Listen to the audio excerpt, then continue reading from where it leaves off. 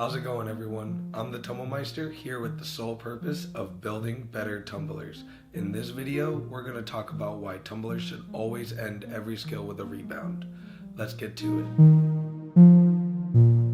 A tumbler's progression is never ending. The body will fail way before the tumbler has thrown every possible skill. The most important thing to build and increase as a tumbler advances is flow. As you build your flow, your ability to throw harder skills and connect harder passes increases as well. You build your flow from the previous skill, not the next skill. Gravity is something that we have to fight on every attempt of a skill. Whether it be a cartwheel, a round off, a standing tuck, or a double back, you have to fight gravity every single time you do an action, any part of your technique. Any moment you're not pulling up or using your body to go away from gravity, you're helping gravity pull you to the floor. From the early stages of learning how to tumble and learning how to stay on your toes, learning how to punch and do rebounds, applying the rebound and the idea of staying on your toes and pulling up all the time can be useful for every single skill that allows it. Thinking with the end in mind doesn't always work, but it does help, especially knowing that a lot of problems in the early stages of tumbling come from heaviness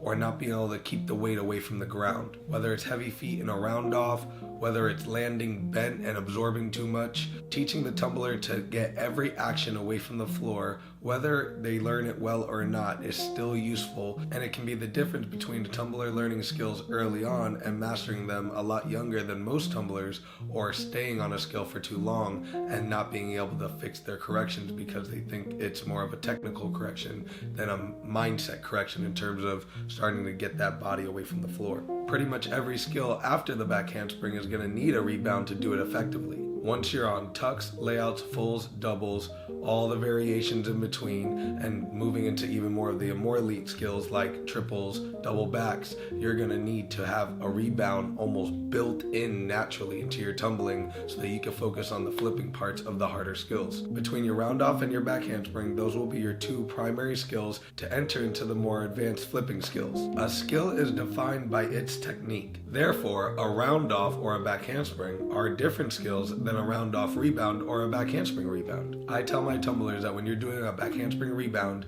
and your body forgets or messes up the rebound, at least you still do a quality back handspring. But if you only go for just the back handspring and you mess up the ending parts of the back handspring or something in between, then it's going to be a less than quality back handspring. There's a mindset that goes into ending the skill with a rebound, and it'll help already make all the previous techniques that go before the rebound have a more up or a lift idea going with it. Heaviness is definitely built from back handsprings because tumblers try to put all their weight when they get to their hands and then drop their feet to the floor. If a tumbler can already start learning and doing drills that help them learn how to get their weight off their hands earlier, help them get the weight into their fingers so that they can push off better and then right back into their toes so that they can do higher quality and more natural rebounds to help them with their harder flipping skills. Even after they master some of the flipping skills all the way up to doubles, now they can connect those flipping skills with other flipping skills. Learning tuck, punch, tuck, learning whip, punch layouts, all the way up to whip, punch doubles.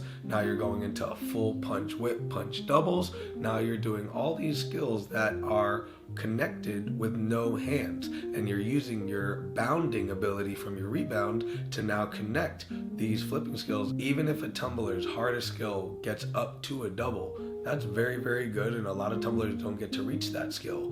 But there's a whole nother realm of tumbling that involves double whips, double Arabians, double punch 1.5, and then pushing into all these other skills that can go from back to front. And now you're connecting these skills that take some tumblers 4 steps in a round of back handspring to do, and the most elite tumblers can do them out of a power hurdle round off double. Crazy to see the evolution of tumbling from where it was when we only had a hard floor, but spring floors, rod floors, tumble tracks, they're all built to create more of a natural flow and a natural punch in a tumbler's technique. So that way when we get to the floor, we don't have to be so heavy and feel our bodies go with gravity, even though it's always trying to pull us down. Building the ability to even do multiple rebounds, like round off 2 or 3 rebounds, back handspring 2 or 3 rebounds, will just even more enhance the ability to think, hey, I gotta get off this floor, not just once, not just twice, but every single time I'm doing something that is a tumbling skill or requires tumbling technique. If a tumbler could fly, we would, but the next best thing